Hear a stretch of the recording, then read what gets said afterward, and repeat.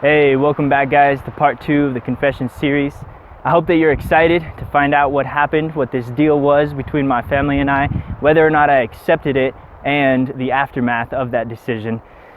As you can see, the video is a very long one. It's basically the length of an entire movie. So, if you're not interested in watching the entire thing, I totally understand. I'm going to put timestamps in the description, so, just go ahead and feel free to jump to the parts you're interested in. I would highly recommend, if you're just looking for the gold in this video, stick around for the last section, the current position, and then plans for moving forward with the brand and everything else. Otherwise, sit back, relax, and enjoy what's to come.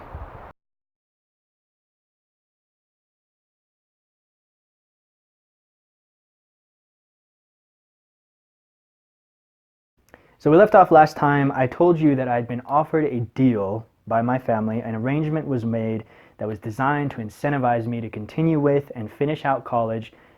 And before I tell you the exact terms of that deal, I want to just kind of remind you where my head was at this time and the whole situation with my family. My family was very aware because I had, basically, I violently tried my best to explain the whole circumstances to them. I tried to explain all the opportunities I went into in the last video. And so they were very aware that I was chasing this online dream of mine, all of these opportunities. And in specific, the biggest factor here is making money, how I was going to support myself. And so they were very aware of my trading ambition. And remember, at this time, that's what I felt like I knew that I wanted. It's changed since then, but I felt like I wanted to be a trader, and I wanted to exclusively be a trader. I wanted nothing else. And then, of course, I already explained in the last video why that's changed.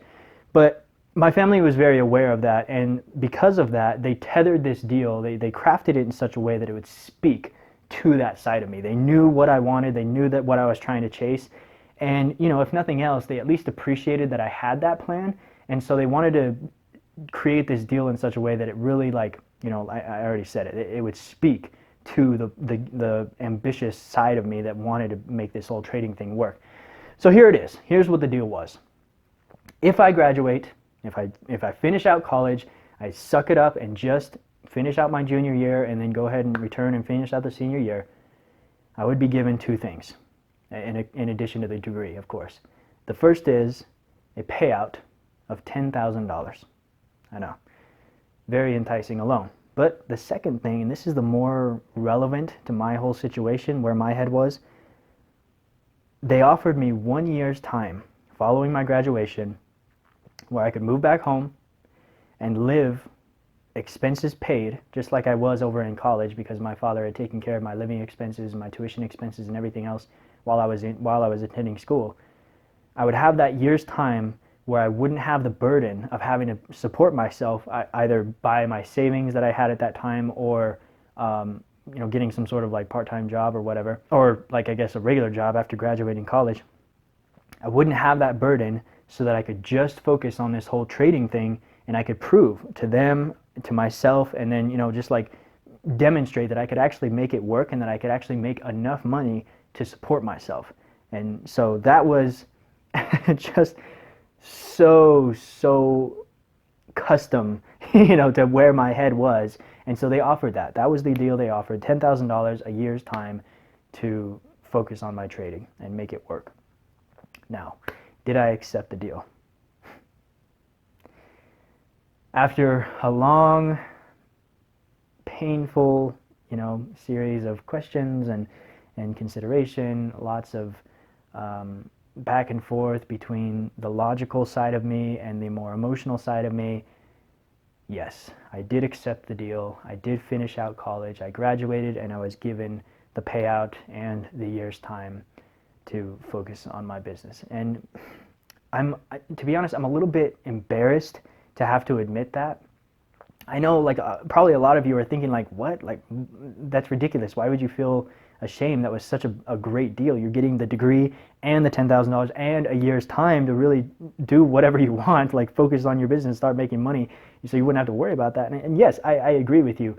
On the logical side, it made perfect sense, and that's a lot of what made me actually accept it. And then there was also the side of I knew that I would break my mother's heart if I didn't if I didn't finish out college, and I wasn't so worried about being like her being disappointed in me and feeling the guilt of that. It was more that I knew that my mom, she was very, very excited to see me graduate because I would be, and therefore I was, the first boy on her side of the family to ever actually go to college and finish out the entire degree. And that was very, it meant a lot to her. And so I knew that, and with all of the logical, like accepting of the financial perks, it did make a lot of sense logically. However, even though all of that was considered and I did end up taking the deal, I struggled because I knew that I was basically, how I wrote like in the, when I was in the last section or the last video, I had that journal entry and I was kind of convincing myself, I was trying to convince myself that I had this thing that was calling me. I had my heart longing for something, and I was like, make it a priority. Your heart is more important than your worries about the future, like your logical concerns. Well, there was that side of it too, and so when I accepted the deal after a lot of painful consideration, I felt like I was basically surrendering. I was not having faith in myself. I was not giving myself enough credit, and I felt like it was kind of an act of cowardice, and for that reason, I am somewhat embarrassed to have to admit that I did accept the deal. Maybe even a little bit ashamed, but that's what happened. I did accept the deal, and so yeah, that's I did accept the deal, and I did get the payout. And so in the next section, what we're going to be talking about in there is the actual cashing in of the deal and the sort of surprising, unfortunate discoveries that came about. And yeah, so let's jump right in. Okay, so I've graduated college. I've accepted this deal, and I am excited. In one word, I am beyond excited, because though there was that whole side that I explained in the last section, the cowardly feeling because of I felt like I was, even though the deal spoke to my ambitions, and I felt like I wasn't giving up on my dreams, I was just more so deferring them. There still was that side of the whole like feeling like I was giving into my fear and my own self-doubt. Even though that was the case, since I made the decision, I knew that I had to just own up to it. I wasn't going to make the decision and then like regret, and then just like carry that into the future. Like I knew that. I was like, okay, if I'm going to make this decision, I'm going to fucking make this decision. I'm not going to look back and worry and like, beat myself up, because it's not going to be productive. So I made this deal, and I'm like, okay, this is my decision. I'm moving back home. And so I'm excited as fuck. I'm like ready to start chasing my dreams. And that's how I felt. And everything was going fantastic for a couple of months. But soon enough, I'm not even going to drag it out. Here's what happened. I lost the beautiful drive and discipline that I had so easily, I took for granted while I was in college. Because like I told you, I did very well in college, even though I was very disillusioned into the later parts of it. I still was very disciplined. I knew how to play the game. It wasn't that hard, because I had done it for the right reasons in the beginning, and so I kind of learned the mentality that I needed to take into the last couple of years, which was if you're interested in, because you're a college student or whatever, or you're just interested for whatever other reason. Basically, it was just like, don't try that hard. Don't worry so much about the outcome. Just do it. Like like when I studied for exams, for example, I had a bunch of friends, and they would always come to me to study with, because first of all, I'm very patient when I like instruct others, because I have like a certain expertise in like mathematics or whatever it was. I'm very patient when they don't get it. I'm like, okay, just calm down, relax. We're gonna get this. Just take your time. And the other thing too was, like when I studied, I never played the game the way that most of my peers did, which is like, they would get the 2, 3 energy drinks and they would fucking pull the all-nighter, and they do that 2, 3 nights in a row, and they do that all right up to the, like right before the exam. So they just like stress themselves out and like beat themselves against the wall, like making this a big fucking deal. And then they go into the exam and they're all tense and they're like, okay, it's time to demonstrate what I've been doing, what I know, blah, blah, blah, blah, blah. I played the game so much differently in that I was relaxed while I was studying and while I was taking the exam. I was very relaxed while I was studying because I didn't use energy drinks. I was just doing water. So maybe that's another another idea for the channel. Not just drinking, not just avoiding alcohol, but avoiding like caffeine and all that bullshit. Because I drink very little, if any. I mean, I really don't drink it at all. But I I was very relaxed, and I don't even remember where I was going with this, my friend. I'm just kind of sharing with you who I was and why it was like easy for me. I hope that doesn't sound arrogant of me. I am sort of proud. So maybe there is a little bit of arrogance there. But yeah, anyway, it was just, if you're in that sort of position and you're interested in doing better, just don't make it such a big fucking deal. And that actually goes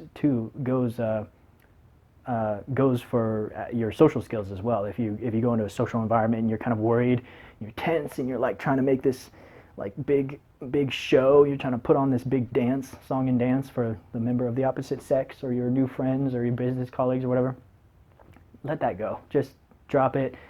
Let it be easy. It's much easier. I'll talk more in depth in other videos, but let's get back on track here. I came back home, right? I've graduated college and I'm cashing in on this deal, and I'm owning it. I'm like owning it and allowing myself to be very excited. I'm gonna make the best of it. As much as I felt cowardly for deferring my dreams, it's time now that I actually start cultivating and prioritizing and loving the flame in my chest. And so with that, I come back home.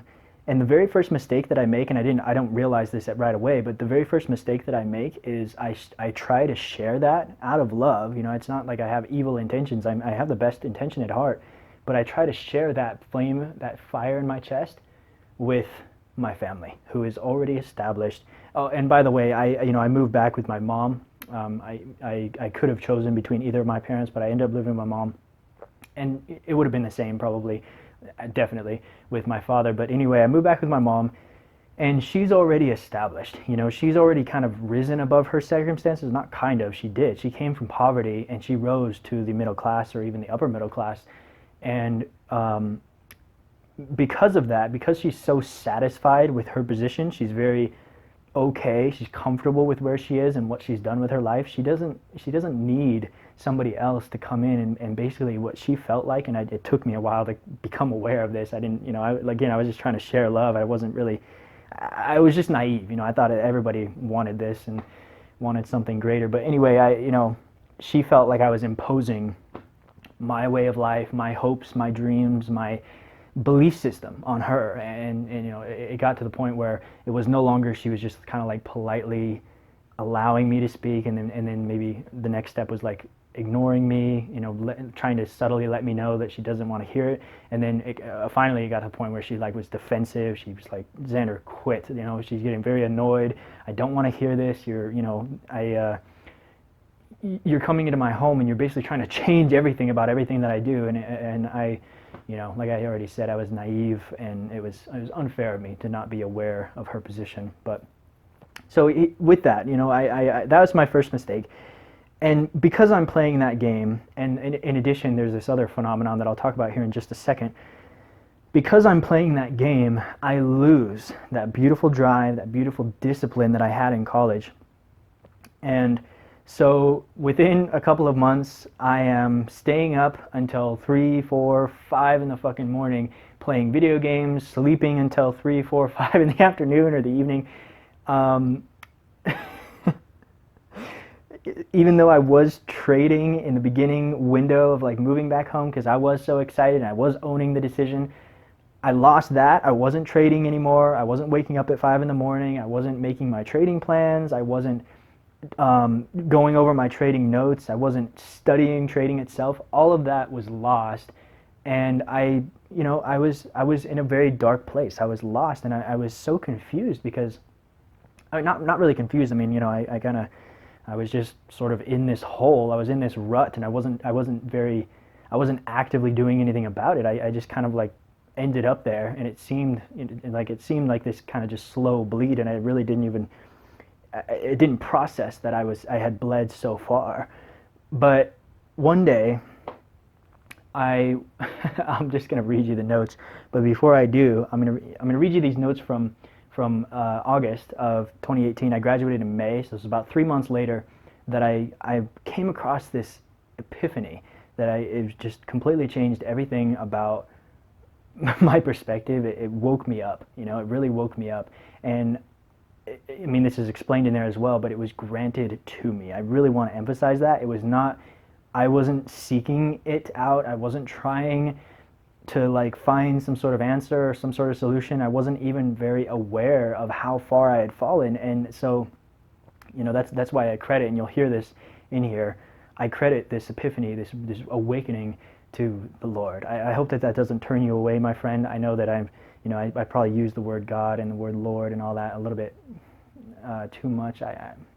I'm not ashamed at all at the fact that I'm Christian. I'm not ashamed that I believe in a God now, because I didn't used to. I'm not ashamed to use the word. I just know a lot of people get a little bit resistant because they kind of have this vision, this image of God perhaps that is like judgmental and unfair, and I don't know. I don't know your past. I don't know your vision, your understanding of God, but if you don't like the word, I hope that you're able to just kind of set that aside and just kind of take the message for what it is. And if you believe like, oh, that wasn't God, that was something else, that's totally cool.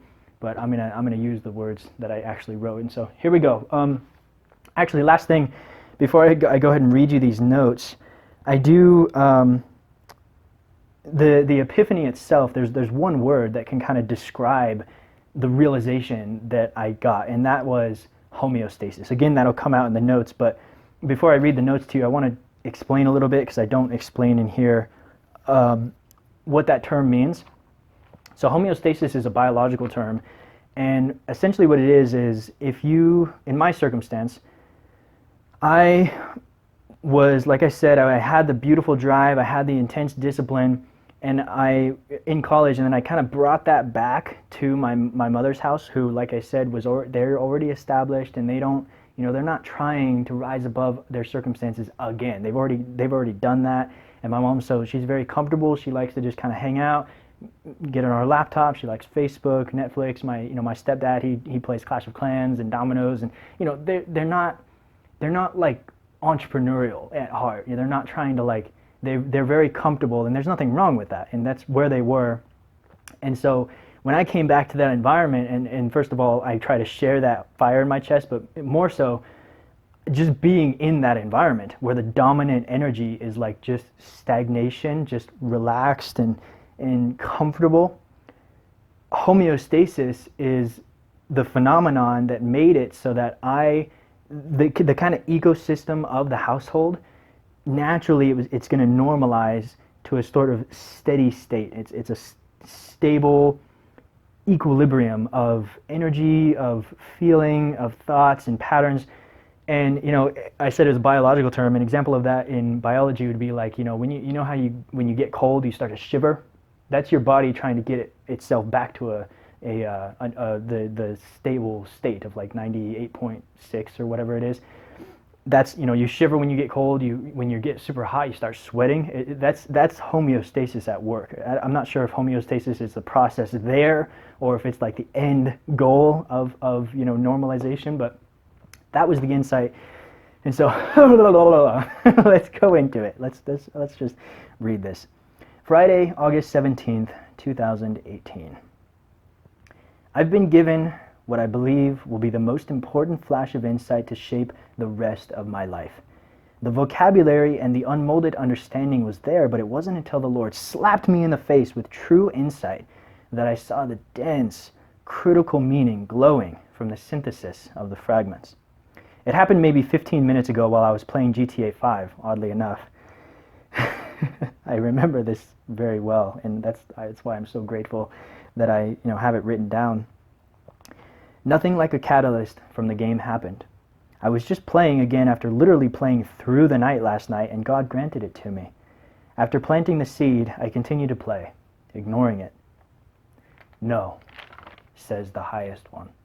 You will see.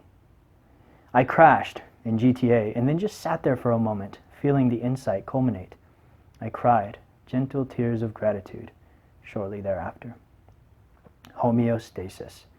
This was the insight. After focusing on the idea of homeostasis for just a few moments, I realized it explained perhaps all of the struggles I had experienced, or that I have experienced, trying to simultaneously, 1, accommodate my family's concerns, and 2, feed my need for growth. God knows I've been fighting this battle since long before I graduated and accepted this year of living with my parents. That's why when I asked my heart what I should do a few days back, it immediately screamed, "Get away from here!"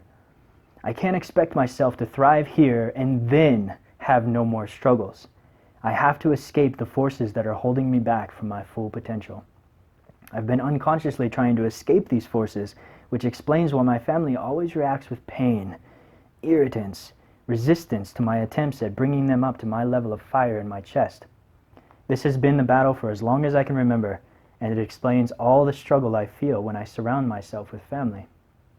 Either I struggle trying to lift them up, or I struggle trying to keep myself from falling when I play that game of trying to lift them up, and it inevitably fires back, or backfires. The reason it's been so hard to come to this understanding is because, 1, my parents cannot entertain the notion that their very imposing is what's holding me back. And 2, I, having accepted so many of their resources, could not, in good moral standing, accept this notion either. Or at least so I thought. Here's the kicker. My family's imposing taints their giving. Their hearts kept it from being a gift and instead turned it into an exchange. I quote here. I'm kind of like paraphrasing. not paraphrasing, but I'm just like quote describing their perspective. We know best because we've done this all before. Look at us. We have the resources you've been living on, and you're asking not to do what we did for them? You're an ungrateful little shit. End quote. Now I see. Their myopic impositions have held me back on a leash, rendering their resources not worthy of praise or gratitude, but pay issued for submission. How could I be grateful for such pay? It's paying my worldly expenses, but it's costing me spiritually. But I digress. Homeostasis is an enemy as long as I'm not surrounded by people who are also sick of the BS, pushing, striving, hungry for something better than what our elders were sold on. I don't care what it takes. I don't care what it costs. The reward is long-term millions, and ultimately everlasting life, because I'll finally be truly and consistently putting my heart/spirit first again. I have to manifest a permanent environment more suitable and conducive to my natural ambitions. So, how am I going to make it happen? And then I go into some of the plans that some of my deliberation for like my choices and what I can do about, the mindset and everything that follows with that new realization. So now, that's it. That's it for this section. In the next section, what we're going to go into, I actually I didn't go. Okay, yeah. So the mystery section, the slow escape and recovery, is what I call this section. And the reason I had to like blurt it out with a little bit of mystery is because it would have given it away. If I slow escape and recovery, it gives away what happened. So yeah, you heard I come across this realization. I've lost the discipline. I've lost the drive, and so now we're going to discuss the aftermath of that and how I finally escaped sort of this mental box that I had placed myself in, and that'll be talked about in the next section. Let's go into it.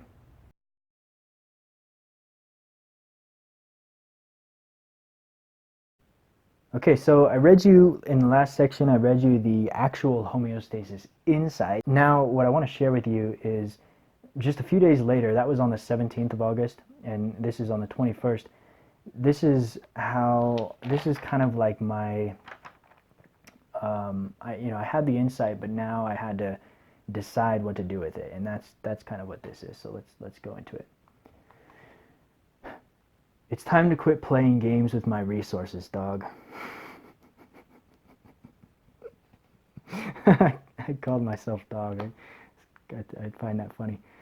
I know now the battle I'm fighting, so instead of trying to hold up both ends of the stick, or dropping both ends of the stick altogether, or dropping the stick altogether, I'm going to focus on lifting and fortifying the one end until I'm established as planned. Remember, I'm still in an environment where homeostasis is working against me. The battle was/is fighting to 1, lift my family up, and 2, prevent myself from falling. Trying both proved hopeless and trended me to less care, less discipline, and less fire in my chest. I came to the homeostasis breakthrough after largely dropping both fights in full and have left it on the ground even after. But I'm done. I'm picking up the stick, I'm breaking it in two, and changing the fight from prevention from falling to acceleration of rising. I was very aware, just kind of as a side note, I was very aware of the mental talk that went on in my head. Sort of like in the last video, you know how I said I don't doubt myself, even though that probably wasn't entirely true. I knew if I wrote it down, like I don't doubt myself, I'd be kind of like reassuring myself, of what I knew I should be feeling, or what I knew I should be, the mindset I knew I should have. And so with here, I was like, instead of convincing myself that I'm kind of in a rut and I need to do my best to undo the falling that's going on or prevent it from falling more, I'm like, you know what? No, fuck that. I am where I am. The position I have, it is what it is, and I'm going to do my best to get underneath that, and I'm going to start pushing it upward once again. All this stagnation, it's all in my head, man. I've locked myself into a mental box saying, this is how things are and what/who I've become. That's why I'm not getting things done or working towards what I really want, full pace. Well, fuck that. It's just psychological resistance. I've got ridiculous material and spiritual opportunity. It's just a choice of whether I'll allow my own mind to prevent me from it or not. Will I stick to the script or cling to comfort? Will I grow in love and communion with God by, chasing my dream, or grasp for destructive and fleeting pleasures, which would be essentially laziness? So following that whole decision of how I'm going to reframe my mind, and I'm going to switch it all up, that was in August of 2018, and I finally decide it's not easy. It is a struggle, because you remember, I graduated, and half of the deal, basically, I mean, the $10,000 of course was very helpful as well, but half of the fucking deal was using this year off to focus on trading. And so now I'm like, well, fuck, dude, I got this year off, and it turns out it wasn't even a very good idea, because now I'm like, I got a year off, I don't have to worry about my living expenses, but I'm in an environment where all my shit that I need in order to thrive, my discipline, my drive, the amount that I care, the amount that I can commit and not fuck around, it's all deteriorating around me. And so I'm like struggling. I'm like, fuck, dude, what am I gonna do? Can I somehow, circumvent this? Can I just push through it? And I think I do spend a lot of time trying that, making that decision, dropping the stick, breaking it in two and all that, and then just like trying my best not to let the effects of homeostasis impact me very heavily, even just because now I'm not playing the game that I was, but I still am in the environment. So I try that for a while, doesn't really work that well, and long story short, I finally decide I need to get out. And so I decide to move back to the town that I went to college in, thinking that, I was disciplined when I was there. It's nearby, but not too nearby. I can live essentially in the same place that I was living in, not the entire college experience, but 2 of the 4 years. And ideally, I know it's not, this isn't the ideally part. I know that I can use the facilities on the campus still. Everyone will still assume that I'm a student. Nobody's going to make a big deal out of it. And then I'll also, of course, I can use, it's a college town. I can go out and practice cold approaching, meeting new people and making new friends, making new connections, and just, discovering what I want. And that's the next point I have here. I'm back in Laramie. I've escaped the effects of homeostasis living back home, but now the problem is that I don't really know anymore what I want, or at least I don't feel that feeling anymore, because when I did feel that feeling of like knowing what I want, it was kind of an illusion, and I realized later why what I thought that I wanted was, there was a problem with it, and that was discussed in the last video, which is that trading lacked that very core piece of the puzzle of fulfilling work, which was contribution. And so it was around this time that I discovered that. I also kind of understand that the initial core motive that was driving me so hard to really go full out with trading was unhealthy. And that is that I was really like, I had like a vengeance energy that was really pushing me it made me very disciplined. It made me go very hard in trading, and I learned a lot in a very short amount of time, and I practiced a lot too, very consistently. But I was aware that there was this itch within me that I kept scratching, which was, I'm gonna prove my family wrong, and in particular, I'm gonna prove my fucking father wrong. There was a lot of pain there, and a lot of negative, like, just fucking vengeance type energy, and I was aware that if I continued to feed that wolf, it would grow and grow and grow into this monster that ultimately would have become who I was, who I am. And so again, it was sort of around this time, in addition to discovering the whole missing contribution piece, I also was like, you know what, that's not who I want to be. Yes, it feels good, and I love that I'm so passionate, I'm so fucking driven to make this trading thing work, but I'm doing it for the wrong reasons, and I don't want that to become who I am. And make no mistake, I was very aware that was inevitable. No matter how much I tried to like be aware of the source of motivation, even if I continued to use it, it was going to become who I was. No matter how much I was like, okay, I'm aware of the motivation, but I'm going to just continue to use it for now, or whatever. So those two things. I now have this issue, having escaped the effects of homeostasis, I now have the problem of, I need to find another, like I need to get the sense of direction back in my life, because of course I had that with my trading, but with the contribution and the unhealthy source of motivation, I lost that. And so now I'm back in Laramie, and I'm sort of running around with my head cut off, like, working on some side projects and taking some courses that are, probable to be applied in the future. But of course, then the problem with that is that I'm not learning as I'm applying. So, 75% plus of the information is just going to go out of my head. I'm going to have to review it anyway. I'm lost. I'm lost, in one word. I'm lost, and it's very tough. It lasts a long time, probably like a year or so. But last point here, so I can wrap up and get to the section I'm really excited for. I've been trying to get to. I finally come to what I know I'm here for, what I just fall in love with. It wasn't like a flash, kind of like the homeostasis was. But what happened was, I'll just give you a brief introduction, a brief summary here, because I did mention it in the Sober Social introduction video. The summary is, I went out one weekend with my roommate, who also doesn't drink, and it unfolded naturally as this frame where I was sort of the guy that had already gone out, and I'd already studied the whole cold approaching game, and so I was sort of had some expertise, and he didn't. And so I was we were going out, and I was going to show him the ropes, and that was a very important element to it, because, excuse me,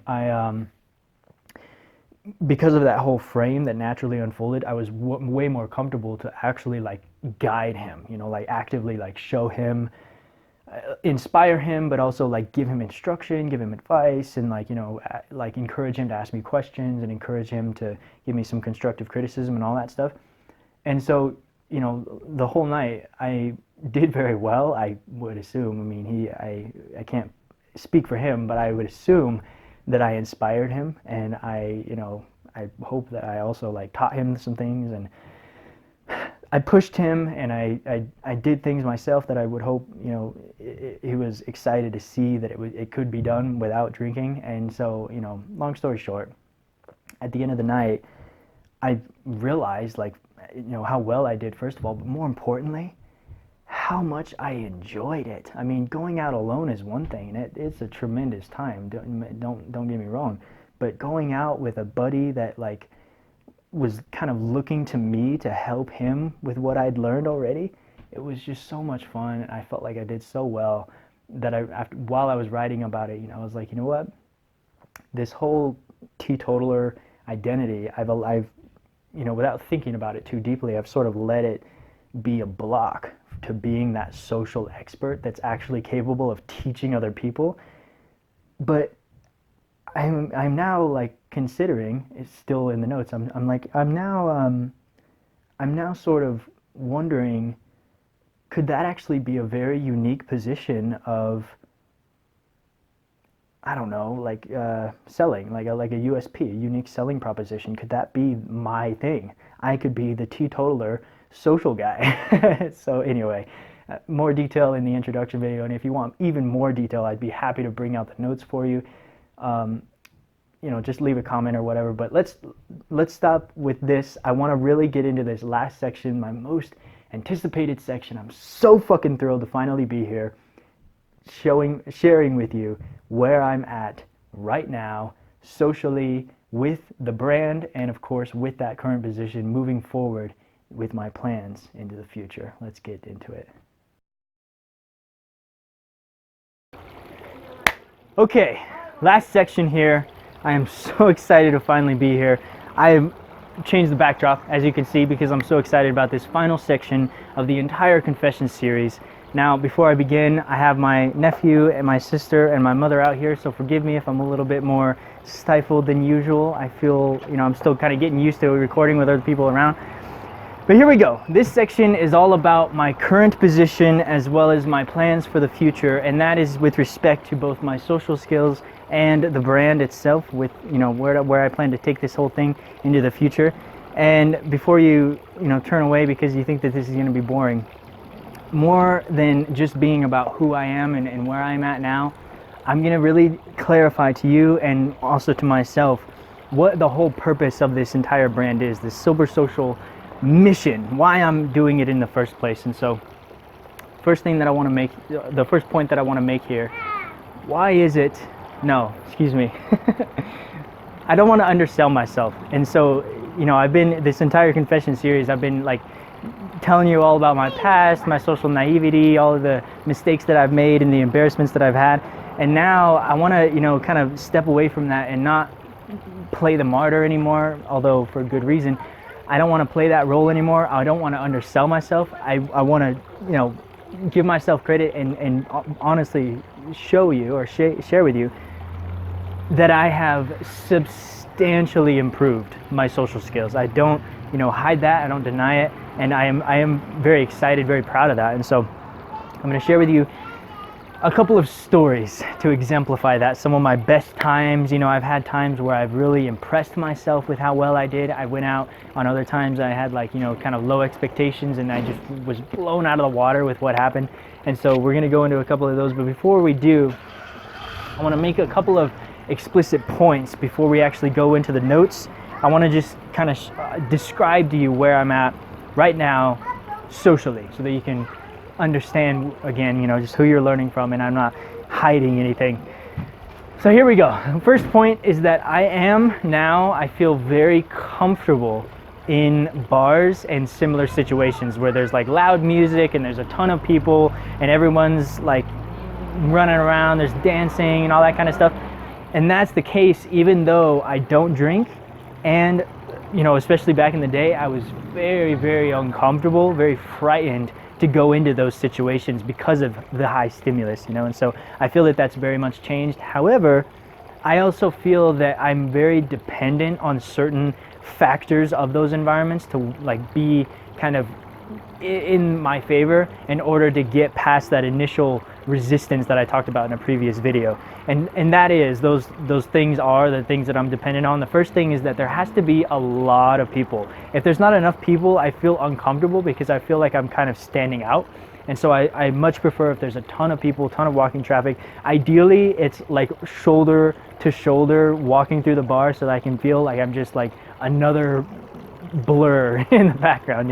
The other thing is that I feel that I'm very dependent on the dancing, and so if there's not dancing in a particular bar that I go to, it's much harder for me to break through that resistance and get into the upward momentum, because I've always used dancing, and this isn't a problem at all, but I've always used the dancing to kind of like lubricate myself. I've almost used the dancing as like my alcohol, because I get out and I start slow and I get a little bit looser, and I really I move from being like having convinced myself that all the eyes are on me and I'm like being judged, to this like selfless state where I don't care anymore. I don't care if I look like a fool dancing, and it gets easier and easier and easier, and then that carries very easily into actually social interaction, actually approaching people and having conversations.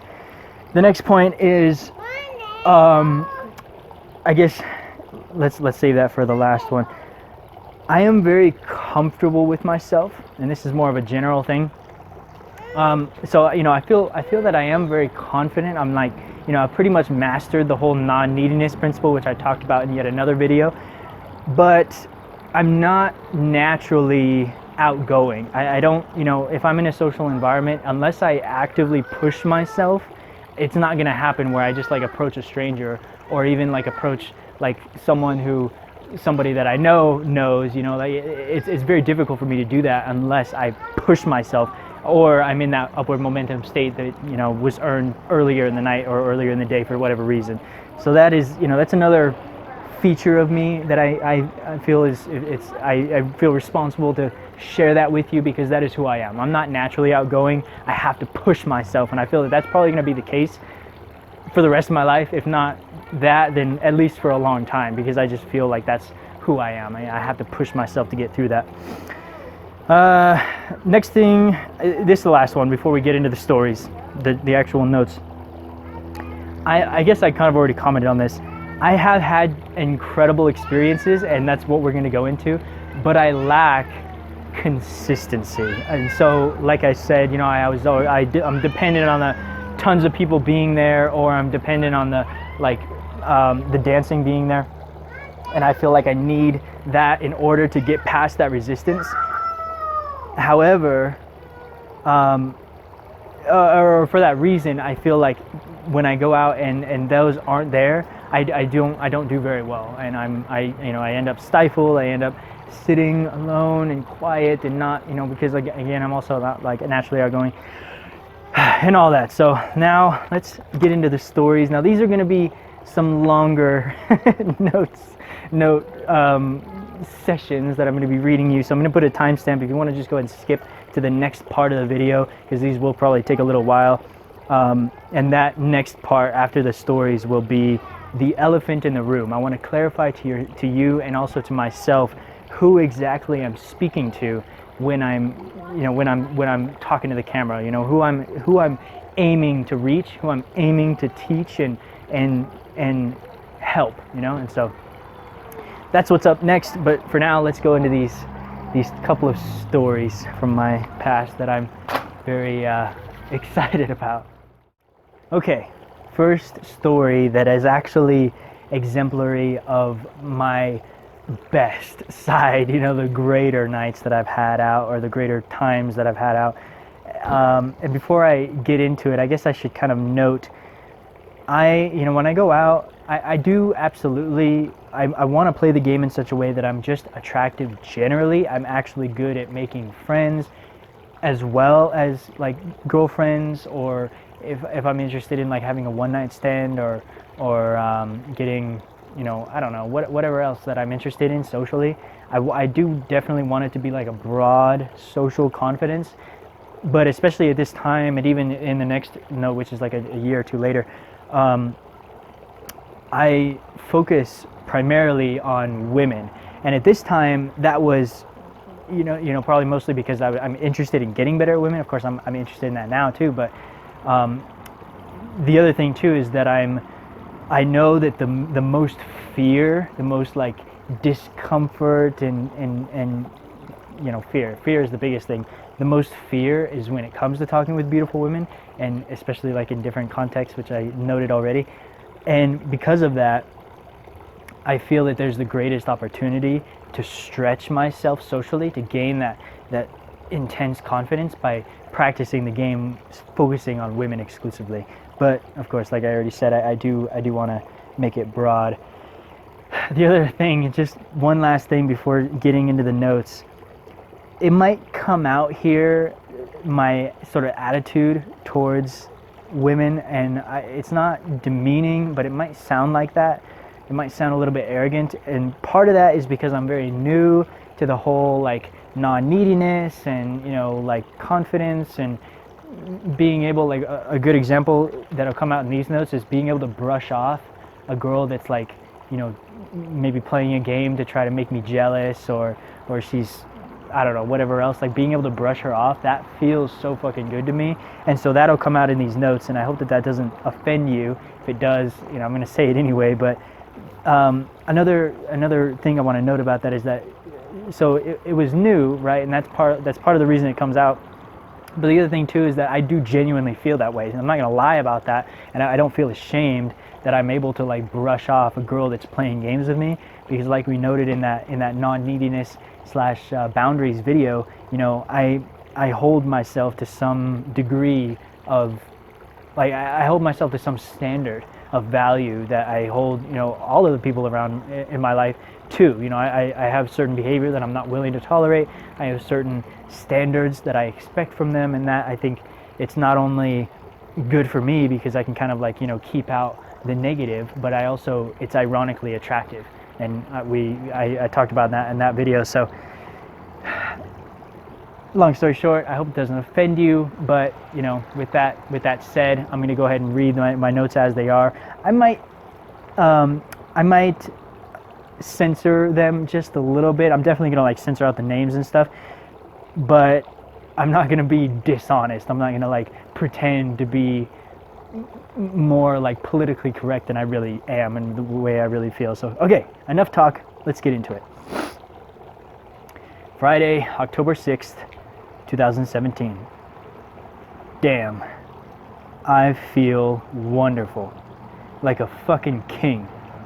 I'm mobbed with name 1, name 2, name 3, and name 4 to name 5's birthday party as the DD. Before that, though, I suppose a little background from before we left is necessary. I came out to join the pre-gaming at my apartment, and there were mostly guys, name 7 or whatever, another name, and this slutty freshman that I later met, name 8 or whatever. I played chess against a couple of guys that were playing together because they were scared. Name 2 took over at a huge advantage because of my handicap, giving up my queen before starting.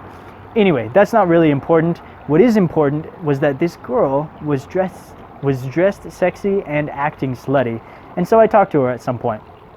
I don't even remember being nervous.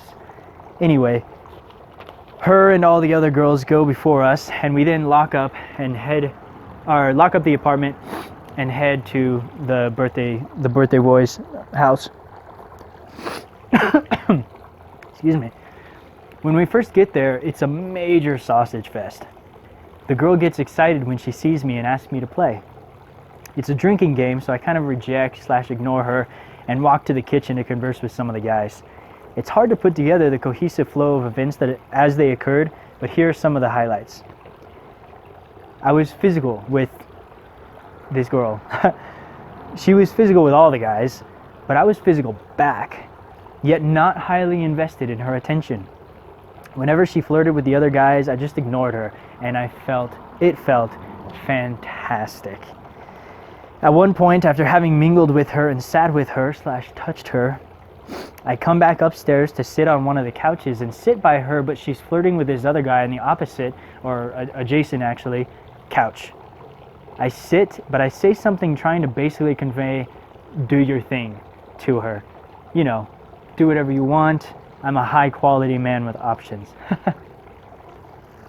It's a little, feels a little bit odd saying this to a camera. You know, I wrote this down before I planned on speaking it into a camera, so it's like very personal. But you know, I'm a high quality man with options. That sounds very lame. But you know, I'm excited about this new attitude of like non-neediness and feeling like, you know what, I'm of value. I don't need that. And so yeah. Anyway, let's continue. I'm observing the room, and I see this girl I saw earlier sitting on the arm of the couch the guy was on. So this is another new girl. Without thinking, I get up and I walk straight to her, motivated by this earlier girl, this slutty girl, watching, and of course my own libido. Hey, or something. And then I have ... because there's like some other stuff that probably went down, some interactions. I sit beneath her because she's like on the arm of the couch, and I sit on the couch and I'm like kind of talking a little bit up to her. And we talk like that for a little while, but I tell her to come sit with me because I can't hear her. She looks at her friends and nervously slides down next to me. At this point, I didn't really learn of the importance of acknowledging the friends, so I was just ignoring them. I was just talking to her. Her friends are giggling, so I acknowledge them now, you know, because they're like giggling. These your friends? I ask. Because I'm not ashamed. I want to make that clear. It goes really well. We talk about school, and she asks me about my plans after college. I, of course, tell her about trading. I ask her if she knows Birthday Boy, who's, you know, a friend of mine, and she says no. I tell her it's his party, and so on and so forth. Want to check out downstairs, I ask. Sure, she says with a slight smile. I move my hand to her back and punctuate leading her up. She tells her friends what we're doing. What's downstairs, they ask. I have no idea, Anna responds. I move ahead of them and say there's a room in the backyard and probably people smoking. I think she says, okay, but you lead us. I don't know where we're going.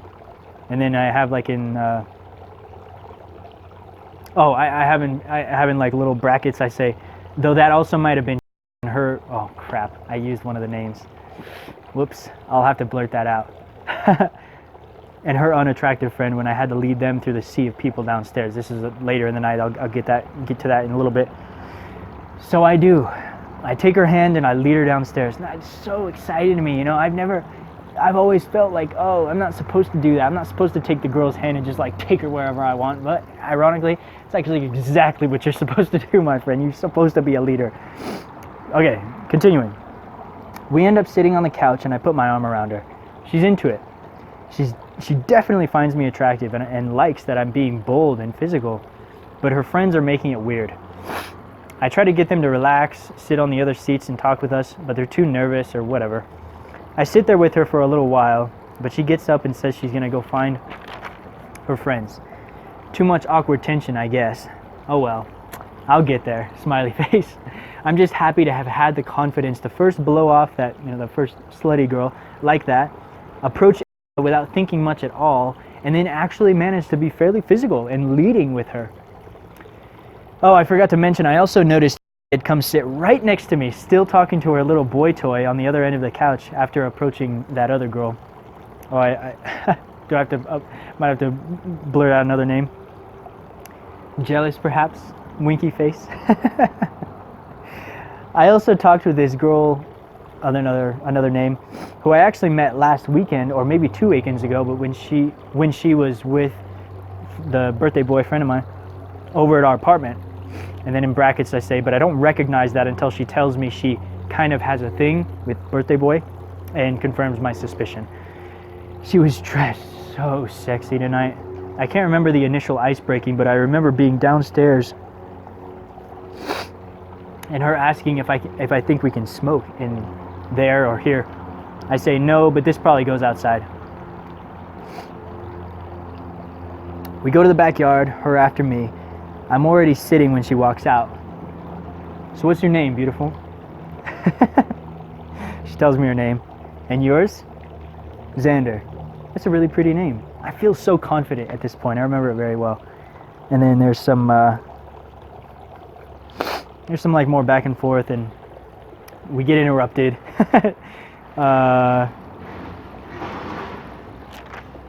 I'm again just happy I was able to be so confident speaking with her. Honest, flirty, and not really nervous.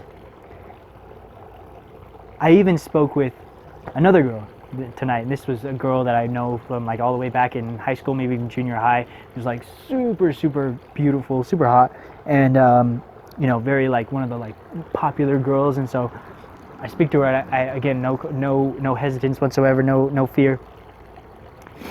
And I felt like even she could tell I had a real confident, comfortable glow.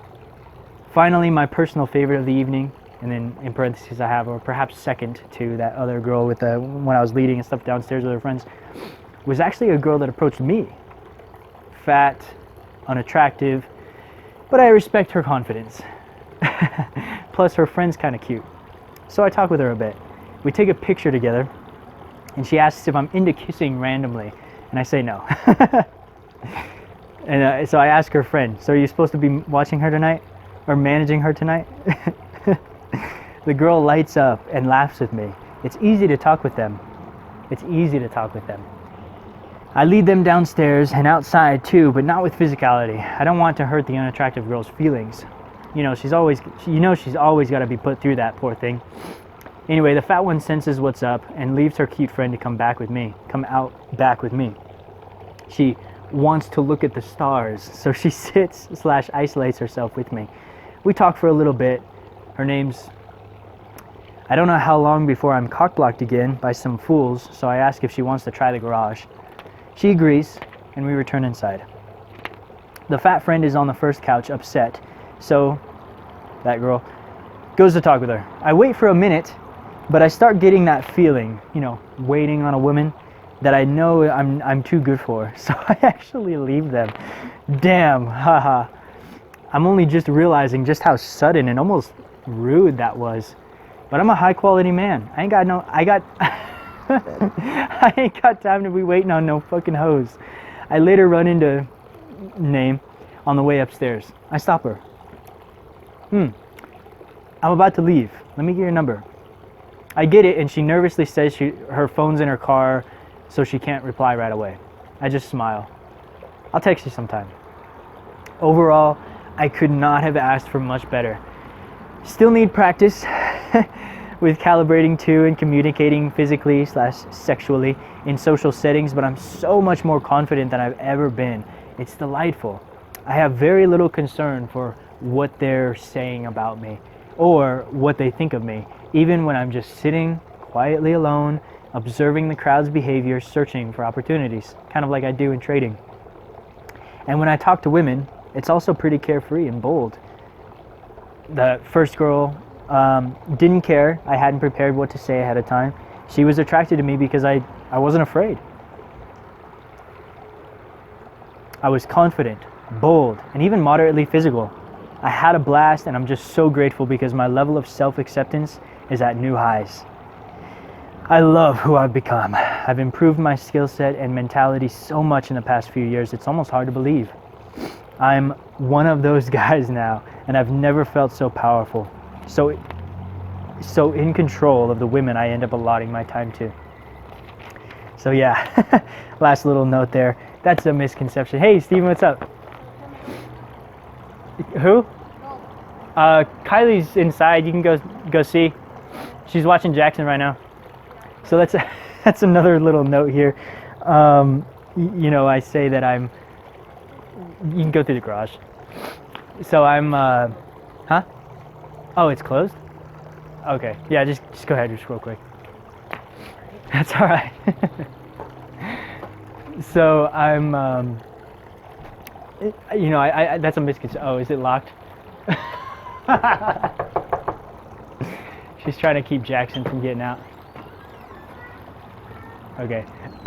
So that's that's another kind of misconception. You know, at this time, I didn't realize that there's gonna be good nights and there's gonna be bad nights. Probably for the rest of the time I'm taking this journey.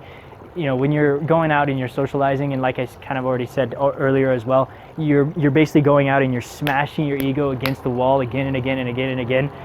Of course, it's the case that there will be nights that you just don't have it. You know, it's not on. And so when I say that I'm one of those guys now, I'm like super excited because I feel like I've met a threshold. I'm at that plateau and now I've got it. And I don't have to work for it anymore. It's just there. I have it. I'm king now.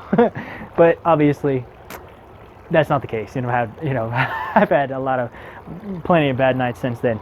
Anyway, let's go and get into the next one. All right, I had to get out of that sun, man. So this next one, this is quite a while later. This is April 2019, so this is actually like only about 3 months ago.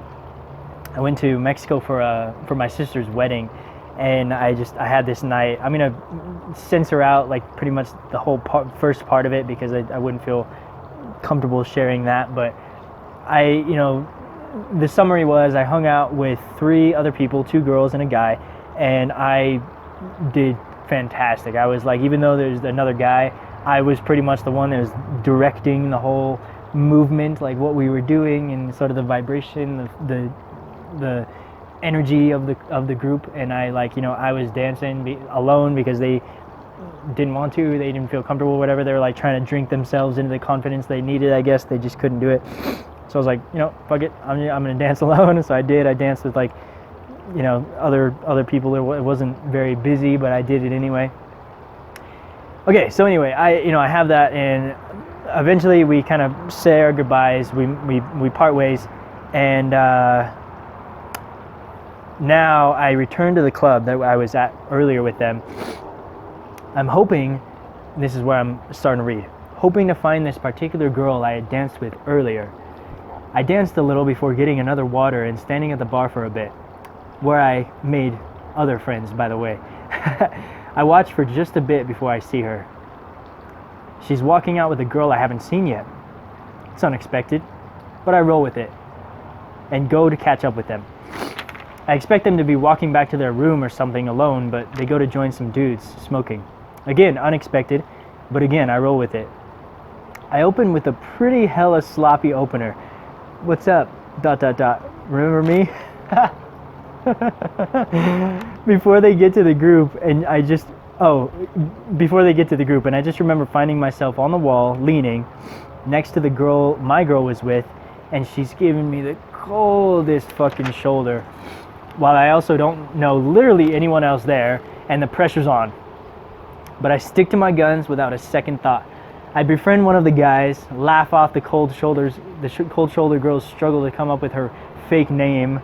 And since she gave me a fake name, I guess I can give it to you, Samantha, and move to square up with the 2 girls sitting on the wall without thinking about squaring up consciously. I'll explain that in other videos perhaps. Then I start focusing on the girl I like. Her name's, oh man, I would love to give you her name because it is so beautiful, but I have like the little heart smiley face because I love her name so much. I talk and joke with both the girls for a bit before suggesting we go get coffee. They spit at the idea much like I would, but I say I don't like coffee either, but that is open. Oh, that it's open. They warm a bit to that, but kick around the can a bit, so I offer my hand to her, the one I'm interested in, and say, come on, you can help me find it. She smiles, of course, looks me in the eyes, and rejects me and apologizes. Even here, I persist and even stick my neck out further. They start to make their way back in, and I grab the one I'm interested in, her hand, and tell her to stay back and talk with me a minute. She complies, and Samantha approves as she and that guy continue back in the club. Then she starts to open up. As I urge her to come hang out with me, she tells me I seem like a sweet guy, but she's very this is ridiculous to me. I'm a sweet guy. I feel like that's so crazy because back in as I kind of already explained, man, I would have so assumed if I was like I wasn't like aggressive. I wasn't mean or anything like that. But I was just like leading. I was directing. I was very clear and like dominative. I like took her hand and I was like, spoke right in front of her, and I just talking right at her. And like you heard, I was like leaning against the wall, and I didn't know anyone there, and I was still so fucking confident, and just on my fucking thing, and I just was like so owning it. And she calls me a sweet guy. I was like, what? Oh my gosh. I couldn't, at the time I just rolled with it, but looking back, I'm like, holy crap, man. Guys or girls actually think that I'm like the sweet guy. I mean, yeah, I always thought that like the sweet guy was the shy little one in the corner. And so it's just, yeah, just a crazy paradigm shift in process. She tells me I seem like a sweet guy, but she's a very confused person because of one guy that I could do better. She doesn't want to lead me on, and so forth. We hug, and I continue to persist. It's okay. I'll take it slow. No expectations. I'm leaving anyway, etc., etc. Samantha comes back out and asks, and I ask her if she approves. I'm a sweet guy, right? And she asks me, I don't know, are you? Lightheartedly. She kind of like, are you? Like actually like, because she's basically sensing like, oh, maybe this guy's actually an asshole, even though he's like so on top of his shit, and he's like super attractive and super like, all over my friend. He's probably one of those guys. And again, very like flip of the fucking switch of identity in my head, because I'm like, holy shit, dude, I've never been that guy. I'm never the guy that's like, are you actually a sweet guy? Like, what? Well, I'm not gonna do anything she's not comfortable with. But are you? She asks and laughs. So we all play a bit before Sam offers some sort of drink, I think, to my girl, and returns inside again. And to my delightful surprise, my girl stays put without my tug. I don't do anything. She stays put. She likes my charm. Warms my heart. And it truly does, my friend. I hope, with the notes that I've read to you so far, I hope that it doesn't sound like I'm materialistic or, what is the word, like misogynistic or a womanizer or anything like that, like only interested in sex. I really am not all about that. I just think, again, like I already explained, I'm just interested in like, because that's the most frightening to me. I know that's also where the most opportunity is for confidence growth. And the other thing too is, I am of course interested in sex. I think that's awesome. My primary motivation for becoming better with people in general, but also with women specifically, is because of this type of interaction where you can feel the love being exchanged between the two of us. And I say here, she stays put, and that it's just, I can't describe it. It's an indescribable feeling that I would give everything to share with you, and that's why I am. She likes my charm. Warms my heart. We play some more. We have this little game that girls and boys play, but they do eventually move back in. I may consider giving up, but go back in separately to join them again just a little bit later, because I don't want to be like, I don't want to be like clingy. I don't want to like, because it's a fine line. I don't want to be like too, but I do want to like be persistent. So I do eventually go back in just after a little bit of time. I suggest dancing to my girl. She says something about her having a messed up mind. This is so cheesy, but in the moment it felt fucking smooth and just like hella confident and shit. I say, we don't need our minds to dance. And do a little shimmy thing. I like play with my legs, and she loves that. She laughs, she smiles, but still no, because she doesn't want to lead me on, or that's her story. I ask her what my name is, and she says that's exactly what she's talking about. Apparently she doesn't know, she doesn't remember my name. So I finally say, all right. I kiss her forehead, and I say goodbye. Sam says that was really sweet.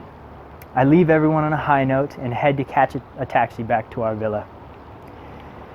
And last little note here, I say, UGH, that girl's name, was wonderful. She was so fun and adorable. I loved playing with her. Joking with her, comforting her, touching her. Better than sex, even. better than sex even. That warm caressing and playing. I miss it already. I miss it already. Yeah, so all right, yeah, that's it. That's all the story time I have for you right now. Let's now go into the next thing here. The elephant in the room. Yes, the elephant in the room. Who exactly am I speaking to with this sober social business?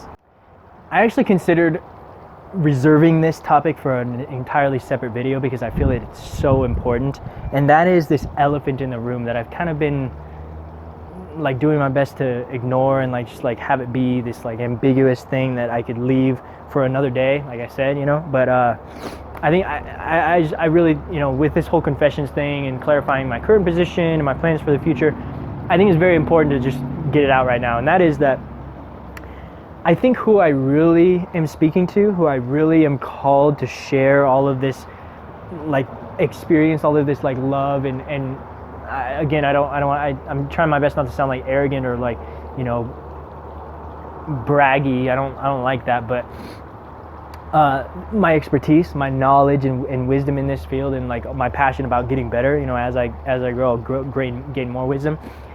Who I'm really trying to reach with that and share that to, or share that with, is like basically it's my past self. And I think a lot of entrepreneurs do that. They like, you know, they're aware, they have personal experience with some sort of struggle in the past, and they have kind of overcome that, and they can then use that as a way to, you know, they know very well what it was like and what it took for them to get over it, and then, you know, so they can really like connect with those people. So yeah, the short answer is that I am speaking essentially to my past self. But that said, you know, even if you're like if you're somebody older than I am, and maybe you just have less experience, or you've watched the rest of the confessions videos and you've seen that, or the whole confession series, the rest of the sections, I think is what I meant to say, and you've like seen that you relate to me on some level or multiple levels, and you feel like you're in a very similar spot or were, and you feel like you could learn from me, you know, by all means. But the big point I really want to make, that I was kind of, you know, sidestepping for a long time, or for a while, not a long time, I've only had this channel for a few weeks, right? But was that I was trying to like make it for both the sexes, and I don't want to turn the females of you that are watching, I really don't want to turn you away, you know, but I basically, I think I owe it to you guys, I owe it to the best of my students to really speak directly to the guys. And so I apologize, females, if you feel like I'm not always talking directly to you. I just don't know that side of the whole social game. Down the road, I'll definitely bring in some outside help. Same goes for others that have, like, you know how I haven't drank, and so I don't really know what it would take to stop drinking. I've only just never been drunk, so I don't even have the temptation to return to anything. So I'd bring out some outside help for that too. For you guys, I definitely, you know, I don't want to leave you in the dark, but you know, for the beginning of the channel and like into the future, I really want to focus on speaking directly to the guys about my age and in a similar spot, you know, like not wanting to drink or excuse me, not wanting to drink or want to slow down drinking or anything like that. So yeah, that's the elephant in the room. That's all I had to say there. And now, the very last thing to wrap up this entire confession series. Oh no, wait, there's one more thing. Okay, so the next thing here, the mission. What exactly, this is another thing I could reserve for another video. I'll probably actually do this again for like my intro video. I'll change that up. I'll make a trailer for the channel, but I'll just note on it here quickly. What is the actual mission of Sober Social? Why did I create it? What exactly am I trying to teach you? Is it about women? Is it about confidence? Is it about like the momentum that I shared with you? Is it about something else? Here it is. Sober Social, ironically perhaps, is not just about sober socializing. I don't just want to teach you how to socialize while you're sober or without as much alcohol or whatever. I want you to know deep in your heart that you are worthy of becoming friends with just about anybody, and that you have your pick of women, my friend, and that you shouldn't feel ashamed of that. As a matter of fact, you should feel that you're doing your women a service by doing that, because you're not going to be needy and like clingy and shit like that, you know? I'll explain more in depth over time. I want you to feel cool. I want you to feel relaxed. And perhaps most importantly, I want you to feel empowered in every social context or any social context, no matter how new it is to you or who the others are there. And the one last point about that, this mission that I just explained, I'm learning alongside you. You know, when I say I want that for you, of course that's true, I definitely do, but I also want that for myself. That's like kind of my ideal. And you know, I don't feel like I'm exactly there yet. I feel like I've gotten a lot closer, way fucking closer than in the past, but there's still a long way to go. I've already explained a little bit about where I'm afraid and you know, what I'm working on, what I'm prioritizing, and you know, that basically I'm learning alongside you, and I hope that even will make it more real to you. It will, you know, that's the frame I'm going to be coming from in all the rest of my videos. So that is it, guys, for the entire confession series. I'm sorry if the last little bit of this video was like jumpy or, you know, fast-paced or whatever. I've been kind of trying to wrap it up because I've got a lot of things going on this week. I've got family in town and trying to like make room for babysitting and just all this kinds of stuff. So I forgive me for that, but if you know, I think I've gotten all the points out, and I'm you know, for those of you that are still here and have watched all the way through, I can't tell you how grateful I am, and I hope that I can live up to the expectations that you've gotten of the you know, the value that you want to see from me. I'm only going to get better, guys. I am more than I've ever been committed, in love, and just excited to continue with this. And so thank you, guys, and I will see you next week.